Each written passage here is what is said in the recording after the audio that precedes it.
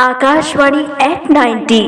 नमस्कार साथियों, मेरा नाम अमीशा साव है और आज मैं आपके साथ बांटने जा रही हूँ एक ऐसी अनुभूति जो सिर्फ शब्दों से नहीं धड़कनों से जुड़ी है।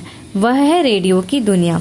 आज जब हम रेडियो के 90 गौरवशाली वर्षों का उत्सव मना रहे हैं तो यह अवसर सिर्फ एक तकनीकी उपलब्धि नहीं है, बल्कि उन भावनात्मक रिश्तों का भी उत्सव है जो हमने रेडियो के माध्यम से बनाए हैं। रेडियो केवल सूचना और मनोरंजन का माध्यम नहीं है, यह हमारे संवेदनाओं का पुल है। वह साथी जो बिना चेहरे के भी हमारा अपना लगता है। जब कोई हमारे पास नहीं होता तब भी एक आवाज होती है, रेडियो की आवाज। भारत में रेडियो की शुरुआत सन 1927 में हुई थी और 1936 में जब आकाशवाणी अस्तित्व में आई तब से यह देश की आवाज बन गई। गुरुदेव रविंद्रनाथ टैगोर द्वारा दिया गया नाम आकाशवाणी आज भी हम भारतीय के कानों में गूंजता है।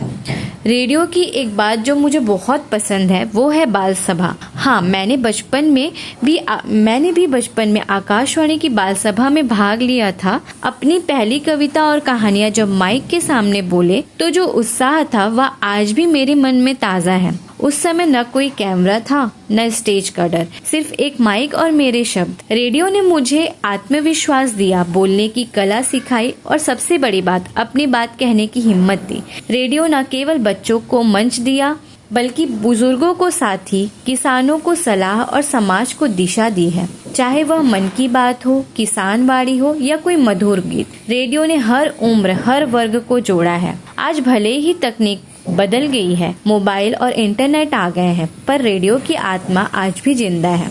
एफएम हो या आकाशवाणी, वह भरोसा और अपनापन आज भी सुनाई देता है। रेडियो कहता है, मैं दिखता नहीं पर हर दिल में बसता हूँ, मैं बोलता नहीं पर हर भाव को छूता हूँ।